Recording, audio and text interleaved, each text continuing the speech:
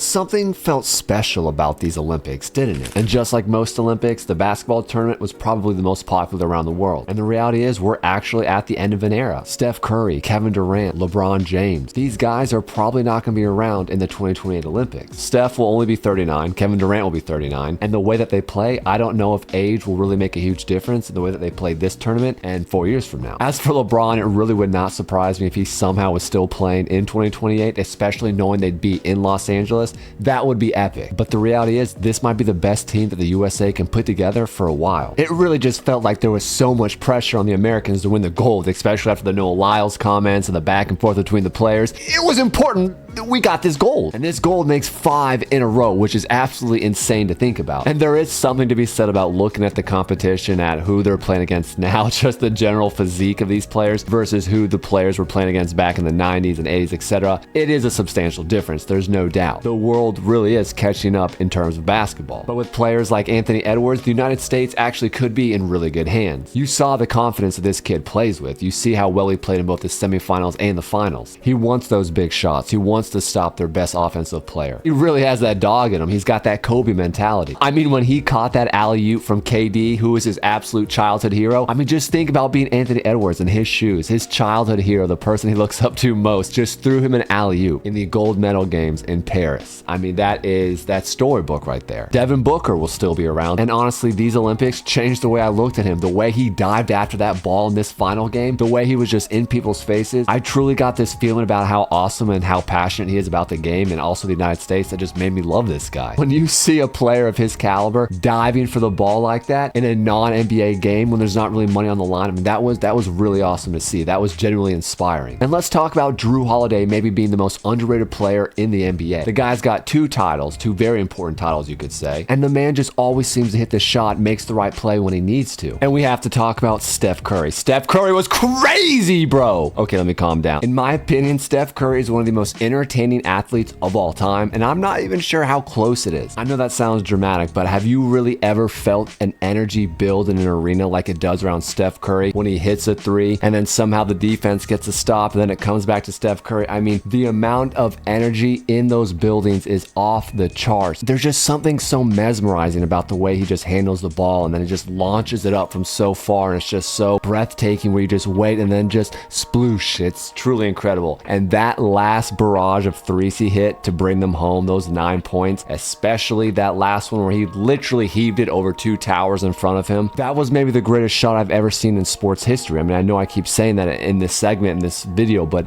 it's crazy. Steph Curry is truly one of the top 10 greatest basketball players of all time. I'm not sure there's really any. I mean, if he was taller, he might be the greatest ever, right? And with LeBron James winning the MVP of the tournament, it all seems kind of fitting. I mean, for me personally, this tournament, it really changed the way I felt about LeBron James. I mean, I'm a Lakers fan, so don't get me wrong. I appreciate and I love LeBron James. But the way he played these Olympics, the way he conducted himself, the way he led everyone around him, the way he was always there in those moments when we needed to stop, I mean, he really was incredible. Regardless of how you feel about LeBron, I know he does talk a lot. He does interject himself in a lot of areas and a lot of topics, which again, whenever you do that, it invites hate your way. It's part of the business. He understands that. But when it comes to basketball, when it comes to what happened over the past couple weeks, this man was simply awesome. When you're lucky enough to be able to see players like Steph Curry, KD, and LeBron play together, and at this level and in games with this high stakes and to have this type of ending, that's truly a storybook. I know we keep using that word, but it's truly one of these moments you're not going to forget. This was historic. I'm telling you, those 2028 Olympics in LA, they're going to be exciting, but I'm a little worried. I mean, Victor Wembenyana, he's only 20 right now. He's going to be 24. He's going to be a lot better. He could have a championship under his belt by then. And I know Anthony Edwards could take the next step. He could be the next Kobe, the next Jordan. And that would be huge. That would be a huge anchor for our team. But who's going to fill the role of Steph Curry? Who's going to fill the role of KD? Who's going to fill the role of LeBron James? The future of basketball really is in interesting hands right now. There might be a few years where America's looking for their next torch holder. But again, I really believe Anthony Edwards could be that guy. And you saw the way he conducted himself, so we'll see. As always, hit that sub button and turn on notifications. Remember, go out there and do something great.